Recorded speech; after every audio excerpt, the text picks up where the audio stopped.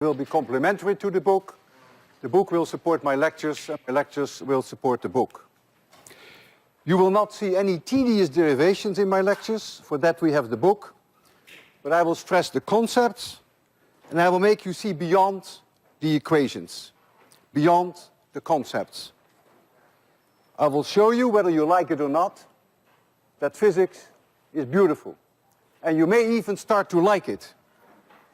I suggest you do not slip up, not even one day. 802 is not easy. We have new concepts every week, and before you know, you may be too far behind. Electricity and magnetism is all around us. We have electric lights, electric clocks, we have microphones, calculators, televisions, VCRs, radio, computers. Light itself is an electromagnetic phenomenon, as radio waves are. The colors of the rainbow in the blue sky are there because of electricity, and I will teach you about that in this course. Cars, planes, trains can only run because of electricity. Horses need electricity because muscle contractions require electricity. Your nerve system is driven by electricity. Atoms, molecules, all chemical reactions exist because of electricity. You could not see without electricity. Your heart would not beat without electricity. And you could not even think without electricity, though I realize that even with electricity, some of you may have a problem with that. The modern picture of an atom is a nucleus, which is very small compared to the size of the atom. The nucleus has protons, which are positively charged, and it has neutrons, which have no charge. The mass of the proton is approximately the same as the mass of the neutron, is about 6.7 times 10 to the minus 27 kilograms.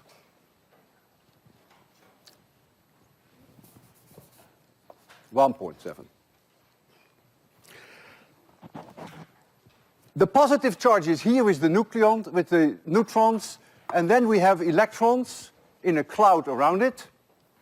And if the atom is neutral, the number of electrons and the number of protons is the same. If you take one electron off, you get a positive ion. If you add an electron, then you get a negative ion. The charge of the electron is the same as the charge of the proton. That's why the number is the same for neutral atoms. The mass of the electron is about 1,830 times smaller than the mass of the proton, is therefore negligibly small in most cases. All the mass of an atom is in the nucleus. If I take 6 billion atoms lined up, touching each other, I take 6 billion because that's about the number of people on Earth, then you would only have a length of 60 centimeters. Gives you an idea of how small the atoms are. The nucleus has a size of about 10 to the minus 12 centimeters, and the atom itself is about 10,000 times larger, the cloud of electrons, which is about 10 to the minus 8 centimeters. And if you line 6 billion of those up, you only get this much.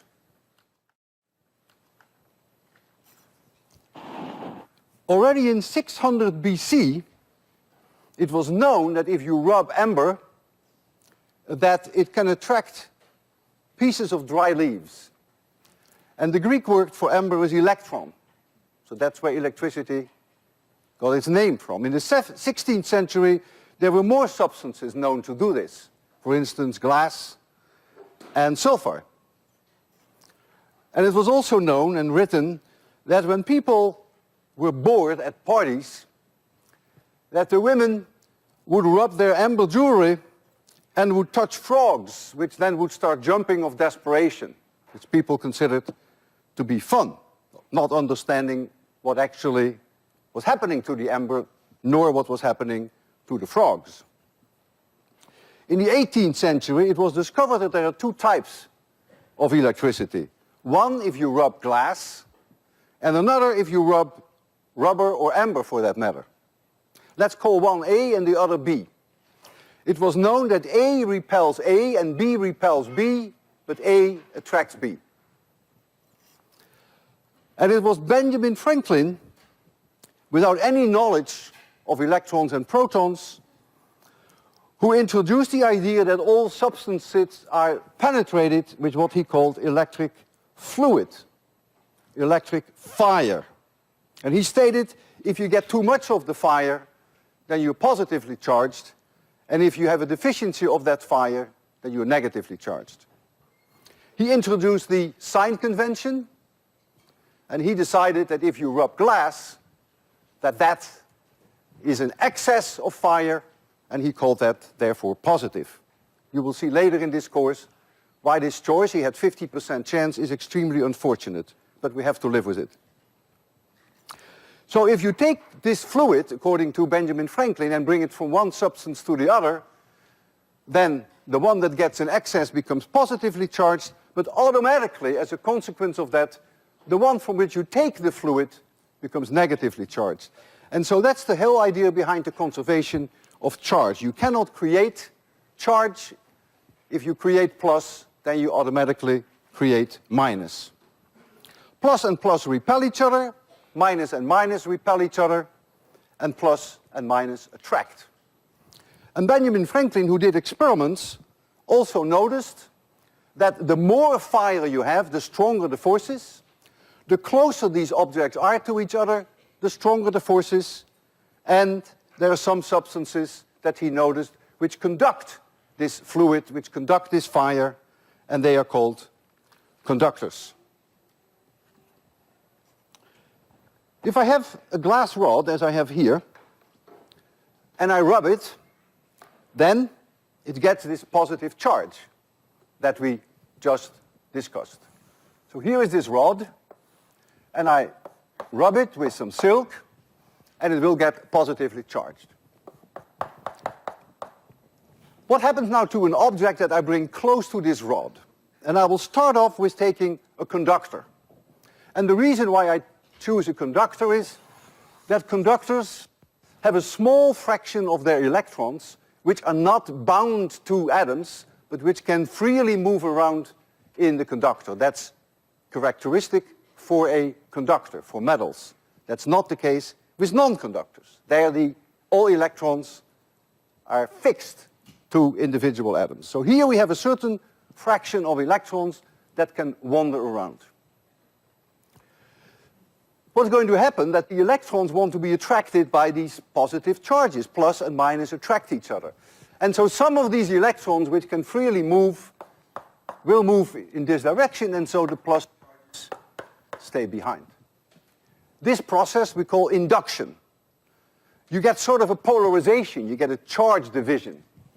It's a very small effect. Perhaps only 1 in 10 to the 13 electrons that was originally here will end up here, but that's all it takes. So we get a polarization, and we get a little bit more negative charge on the right side than we have on the left side. And so what's going to happen is, since the attraction between these two will be stronger than the repelling force between these two, because the distance is smaller, and Franklin had already noticed, the shorter the distance, the stronger the force. What will happen is that if this object is free to move, it will move towards this rod. And this is the first thing that I would like you to see. I have here a conductor, this is a balloon, helium-filled balloon, and I will rub this rod with silk, and as I approach that balloon, you will see that the balloon comes to the rod. I will then try to rub with that rod several times on that balloon.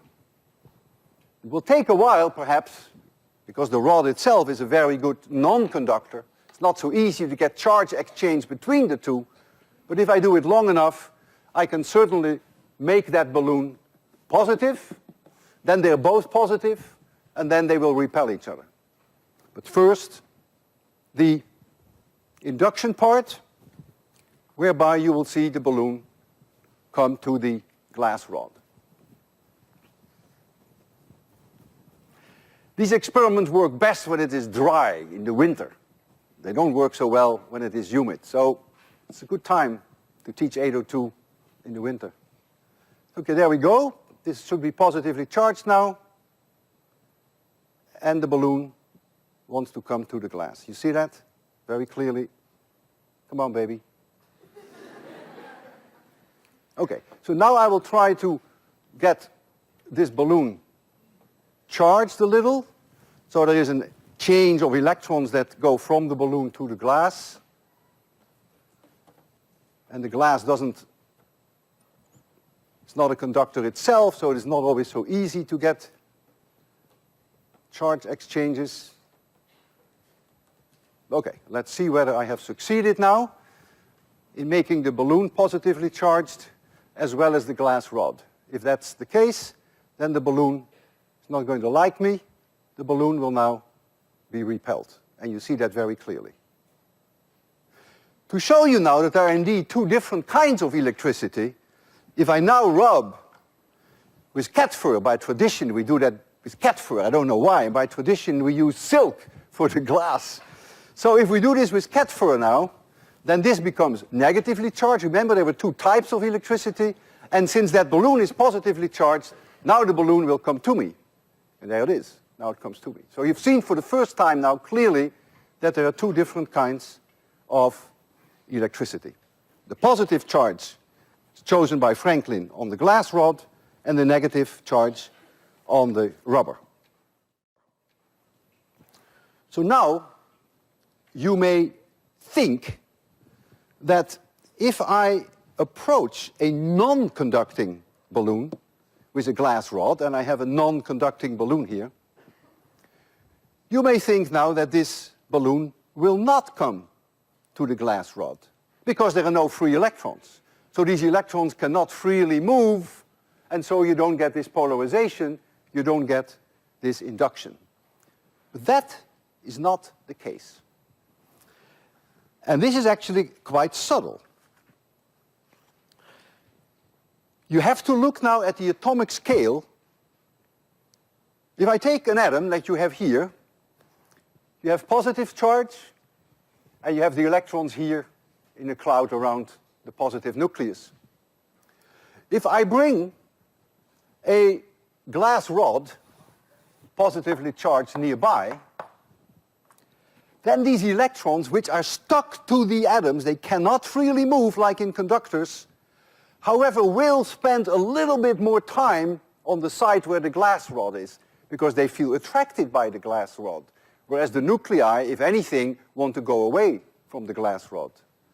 So what you're going to see is that, in a way, if I started off with a spherical atom, let's suppose this were a spherical atom or a spherical molecule, then what will happen is that you get sort of a shape like this, and the electrons spend a little bit more time here than they spend here, and that means that I have actually polarized that atom.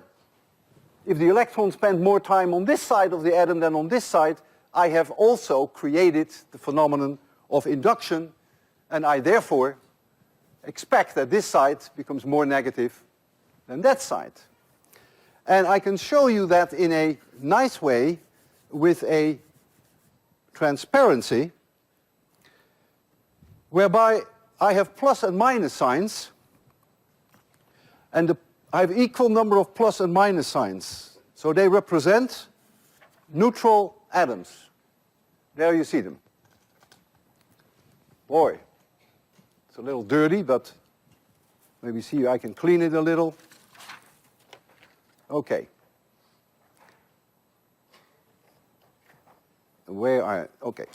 So here we go. So notice there are equal amount of pluses and minuses. So think of the plus and the minuses as one neutral atom, just a representation. Now I'm holding a glass rod on this side, which is positively charged. And so each atom, the electrons want to go a little bit to this side, and so the nucleus stays behind. And if each atom does that, this is what's going to happen. And now notice what you end up with. in the middle of the substance, plus and minuses cancel each other out again. But on the right side, you have created a negatively charged layer, and on the left side, you have created a positively charged layer. And so in a way, you have again induction.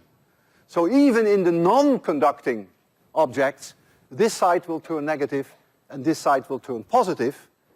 And therefore, if I approach a non-conducting balloon with a glass rod, I will also see the balloon come to me.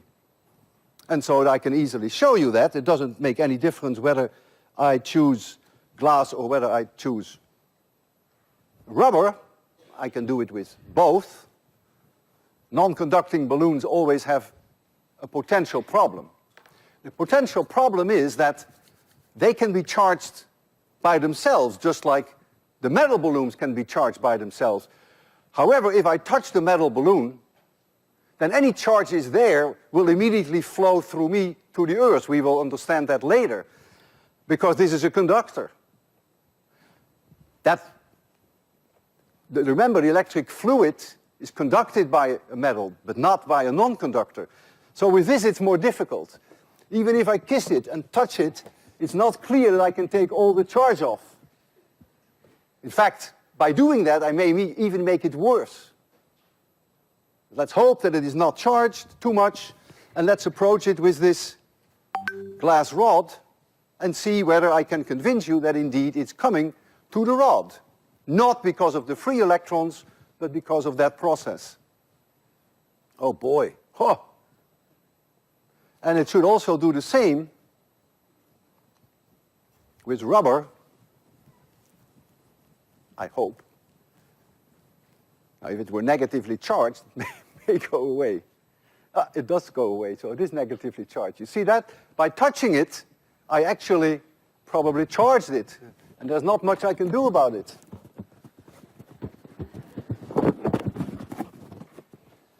It's very difficult to get charge off.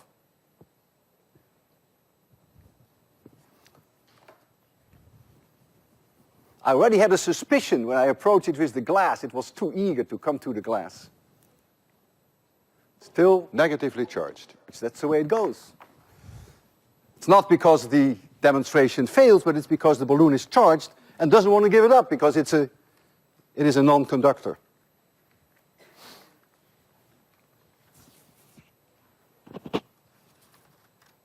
Friction can cause electric charge. And that's exactly what happened when I touched this balloon and tried to discharge it through friction. I may actually have charged it. If I take these party balloons that all of you may have seen, and you just rub them on your shirt, on your trousers, they stick to my hand. They have charge on them, whether it's positive or negative, I don't know, I don't even remember, it's not important. And so when I bring them to my hand is not a good conductor, but you get induction, this phenomenon that we just discussed. And so the two attract each other. The positive and the negative side attract each other. And you can stick them on the ceiling, or you can stick them on the board. You can decorate your room that way.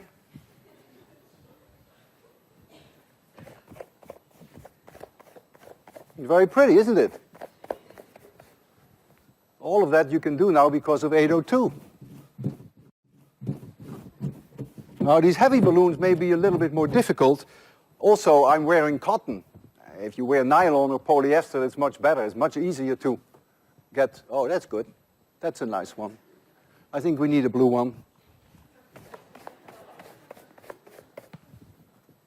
There we go. So you see, friction causes electricity. That's, of course, why the silk, when we rub the glass, and the cat fur, we rub the rubber, then we create charge on one. Of course, if you make the glass positively charged, your silk will be automatically negatively charged. When you comb your hair, you may have noticed with dry weather that you hear some cracking noise. Cracking noise means sparks. And you will learn all about sparks in this course, though not today. But you can hear it if you're very quiet. And as you do that, you charge the comb. I can hear the cracking. Interesting. So the comb is now charged, probably, so am I. And there it comes. You see? It's not as good as the glass, but same idea. If you take your shirt off and you make it dark in your dormitory, and you stand in front of a mirror, an amazing experience. And I'd be happy to do it for you because, but I told you I already wear cotton and it doesn't work with cotton so well. You really have to do it with a nylon shirt. And when you take that nylon shirt off, not only do you hear the cracking, but you actually see the glow of these teeny, really little sparks. You actually are like a light bulb. It is an experiment that you cannot miss. And I would suggest you try that this weekend. And do it with a friend, that's even more fun.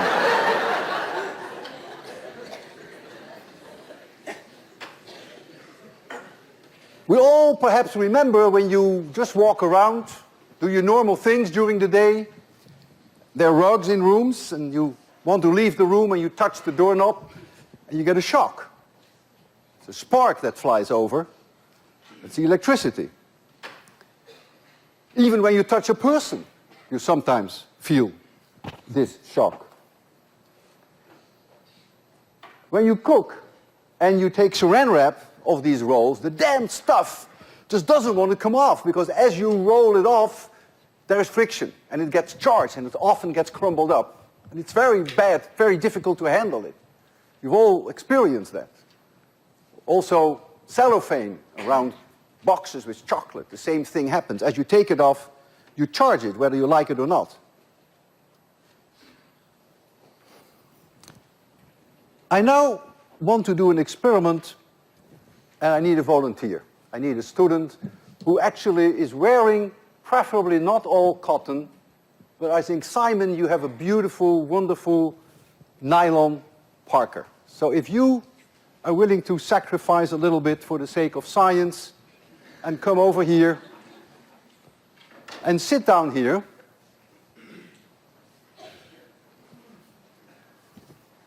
Just relax. Make sure that your feet are off the ground. Okay. So what I'm going to do now, Simon, I'm going to beat you with a cat fur.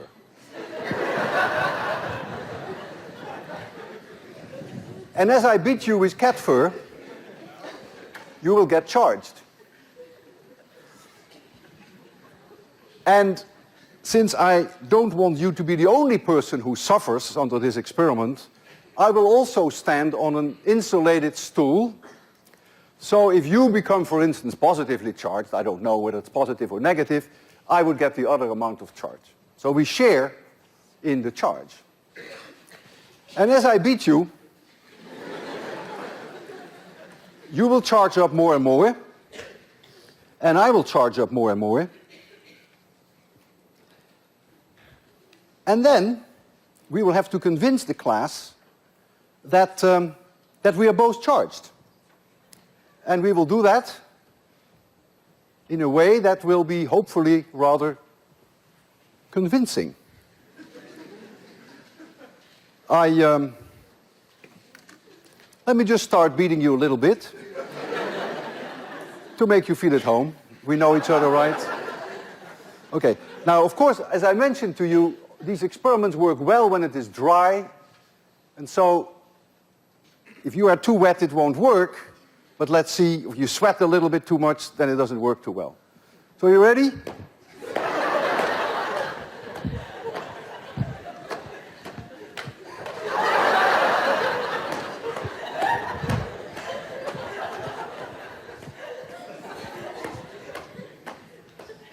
I have here in my hand a neon flash tube.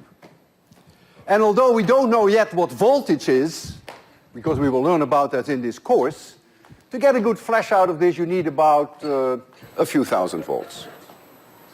And so we will see, and we'll make it dark shortly, and I will hold the flashlight in one hand, the neon discharge tube, and then Simon will touch it on the other side.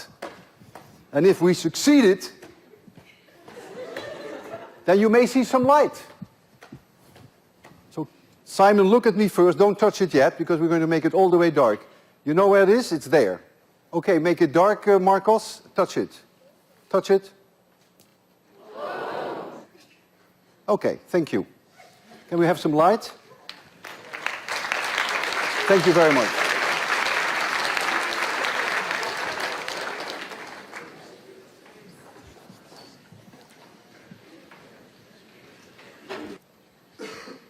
Equal charges repel each other. I've shown that, the demonstration with the balloons. Here we have an instrument which is called the Van de Graaff. It's named after Professor Van de Graaff, who invented it. He was an MIT professor. And this instrument, which I will not discuss in any detail now, but you will understand it later on in the course. I'll tell you all about it later. Think of this instrument as a super amber rod. And although we don't know yet what voltage is, I mentioned already the 20,000 volts between Simon and me, in this instrument you have to think in terms of several 100,000 volts. So this instrument is not without danger. But that, of course... Let me put some of this on top. It's just regular confetti, pieces of paper.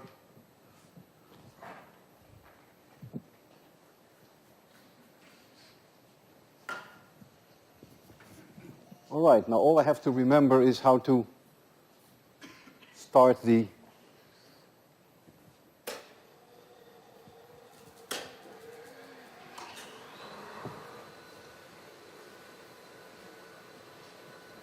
most of the action has already occurred. I will put a little bit more on.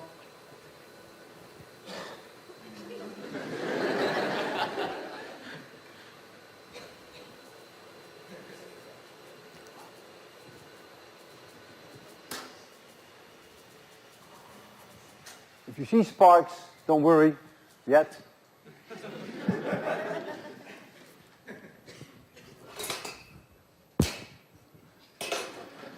Put some more on. Oh, boy, nothing left for the second class. Make it perhaps a little darker.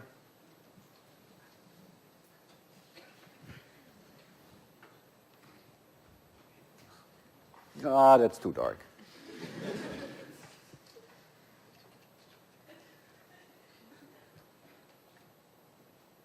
Okay, we'll try it once more, give it a zap. So look at the confetti on top.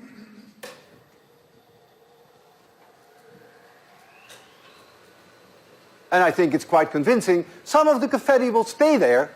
Well, that's for reasons that it's not a good conductor. And so it gets first sucked in, and if it doesn't get charge of the Van de Graaff, then it will not spread out. All right.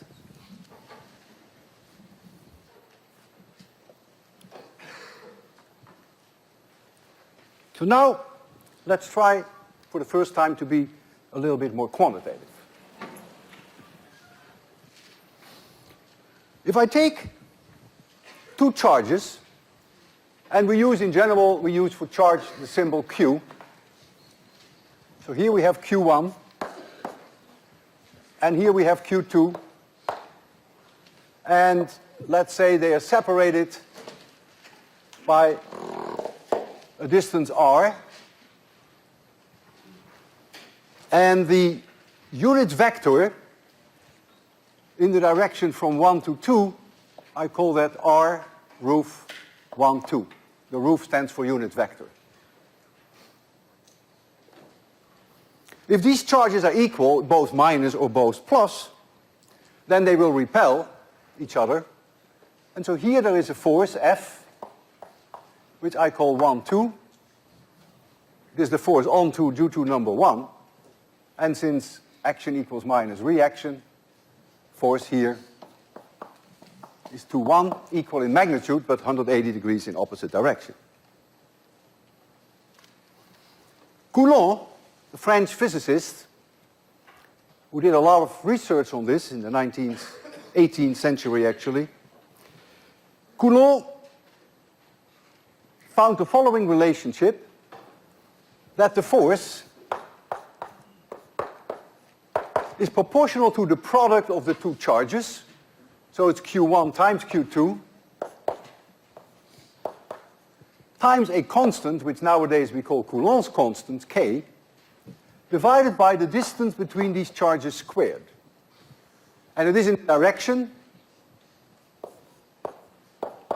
of the unit vector that goes from 1 to 2. This is the force on number 2 due to 1. And notice that this equation is sign sensitive, because if Q1 and Q2 are both negative, the force is in this direction. And if they're both positive, it's also in this direction, as I have it.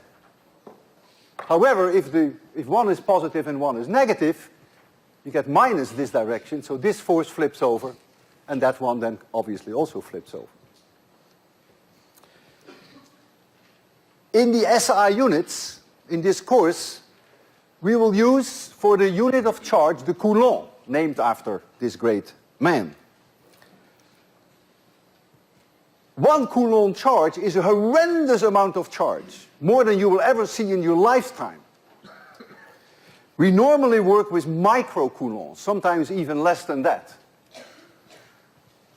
The charge of 1 proton, which is exactly the same as the charge of 1 electron, is approximately 1.6 times 10 to the minus 19 Coulomb.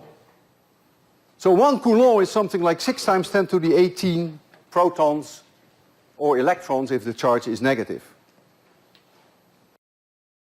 10 to the 9th. And the unit you can find out because you know that this is newtons, this is Coulomb squared, and this is square meters. So the unit is Newton square meters, newtons square meters divided by square coulombs, but that's not so important. No one ever thinks of it that way. For historical reasons, which may at times be a pain in the neck for you, we write for K 1 divided by 4 pi epsilon 0. There is nothing magic about that. It's just a historical reason. And so 1 divided by 4 pi epsilon 0 is 9 times 10 to the 9th. That's all that matters. This epsilon 0 has a name. It's called the permittivity of free space. But you can forget about that. It's not important, the name. Notice that there is a clear parallel with gravity. Newton's law of gravity, that the force, which in that case is always attracting, gravity never repels, is the product of two masses. And then you have here the gravitational constant, and again you have the distance square. So there is an enormous parallel between the two. It's a great beauty that electricity acts in a way that is very parallel to the way that gravity works. If I added a third charge, for instance here, Q3, and if now I want to know what the force is on Q2, then I use the superposition principle, which we've used many times in 801. And we say, okay, the net force on number 2 is the force due to number 1 plus the force from number 3. If number 3, if this is positive and this were negative, then this force would be in this direction. F1, F3, 2. And then the net force on number 2 would be the vectorial sum of these two. Is it obvious that the superposition principle works? Not at all. It's not at all obvious. Do we believe in it? Yes, we do. Why do we believe in it? Because it's consistent with all experiments that we have done. But the superposition principle, which is very powerful, is really not a matter of course. But it works. We can always use it, and we will.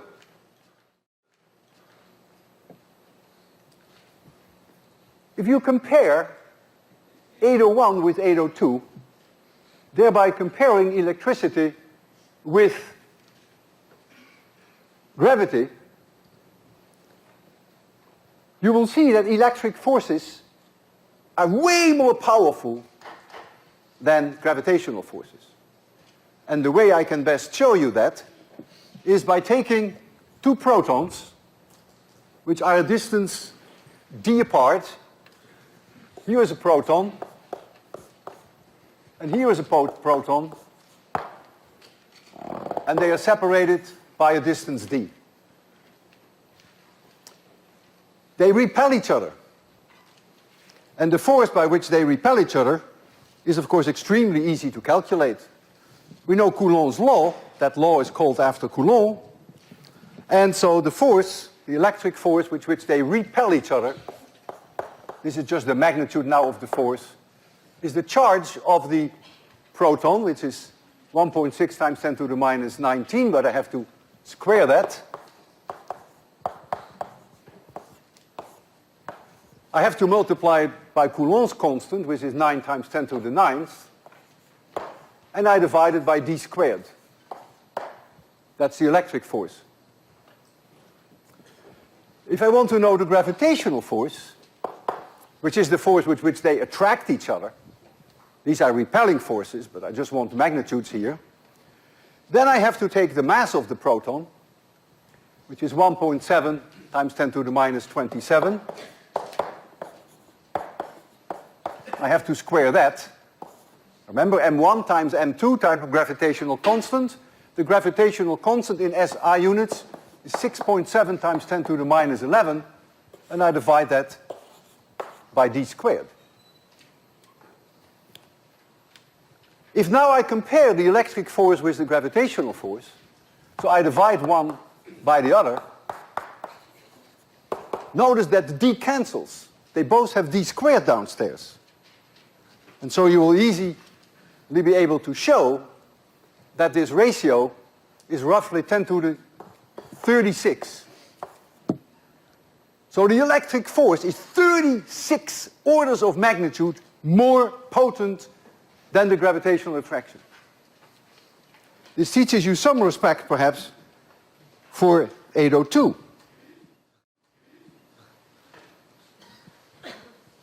If these were the only forces that acted on the protons, and you bring them in the nucleus, which has a size of only 10 to the minus 12 centimeters, then the acceleration that the proton will experience is the electric force divided by the mass of the proton, F equals ma, basis of 801. And if you take this electric force, when you make d 10 to the minus 12 centimeters, which is 10 to the minus 14 meters, and you calculate this ratio, you will find that it is 26 orders of magnitude higher than the gravitational acceleration on Earth. 26 orders of magnitude higher. So you wonder what the hell holds the nucleus together if there is such a tremendous force on these protons. Well, what is holding them together are the nuclear forces, which we do not fully understand, but thank goodness the nuclear forces are not part of 802, so I'll leave that alone for now. So what holds our world together? Well, on the nuclear scale, 10 to the minus 12 centimeters, very important are the nuclear forces. On an atomic scale, up to thousands of kilometers, it's really electric forces that hold our world together.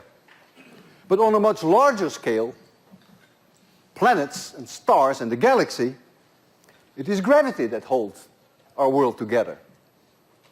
And now you may say, that's very inconsistent with what you just told us, because didn't you tell us that D cancels if you compare gravity with electricity?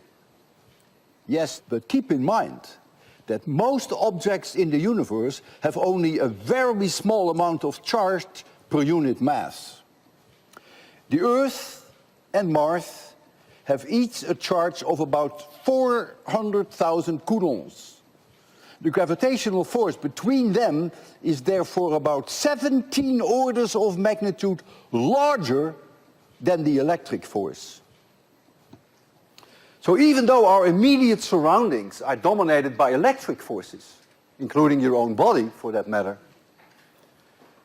the behavior of the universe on a large scale is dictated by gravity.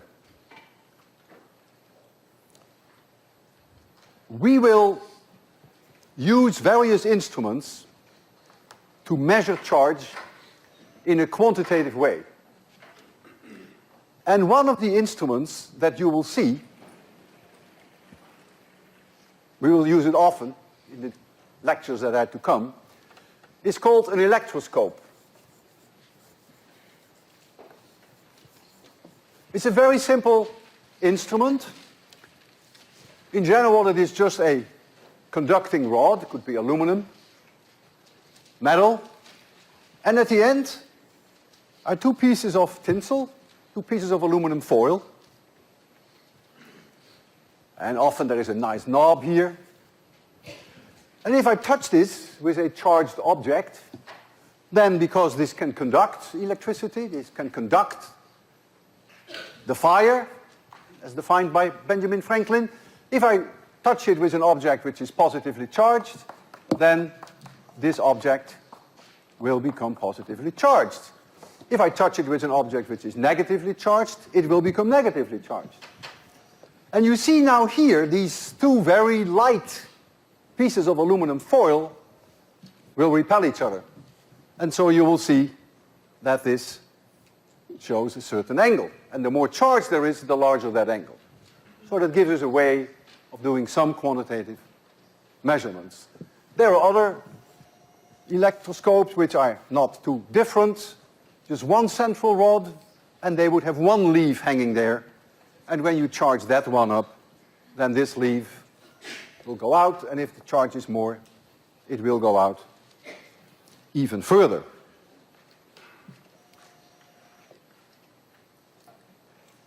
I don't have an electroscope now here, but what I want you to see that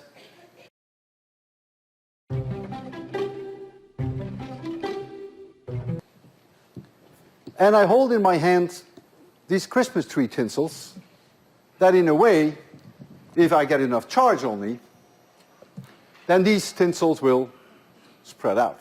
It's an idea that immediately follows from the fact that you get a certain amount of charge, whether it's negative charge for me or whether I'm positively charged, that doesn't make any difference.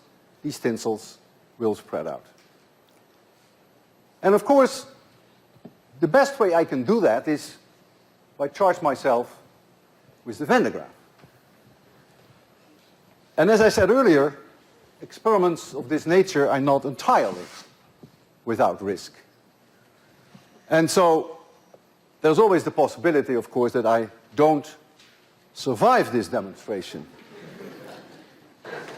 But don't worry, because in that case there will be someone else who will lecture 802, except he is not likely to show this demonstration again. So you might as well take a close look, because this may be the only time you'll ever see it. So I will give you some nice light on the Van de Graaff.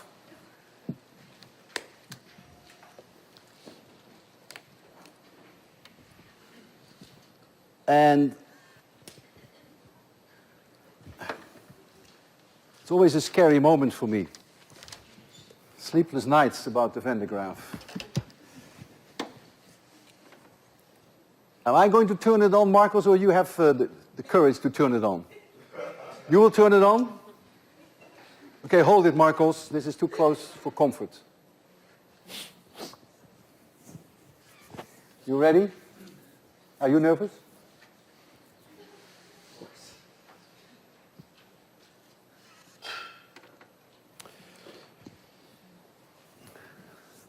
See you. So look at the tinsels. And try not to look at me, please. Go ahead.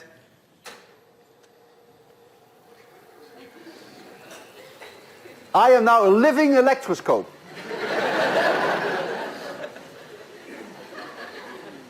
If the weather is cooperating today, and if I had long hair, you might even see that my hair would start to act like an electroscope. We can try that too. Why don't you throw it?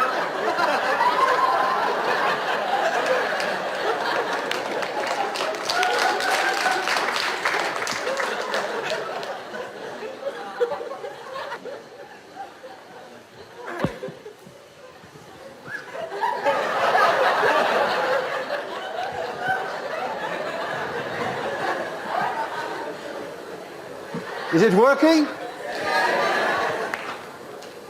Okay, well, this weekend make sure you take this nylon shirt off in front of the mirror and enjoy the experiments at home. Don't try this ever. See you Friday.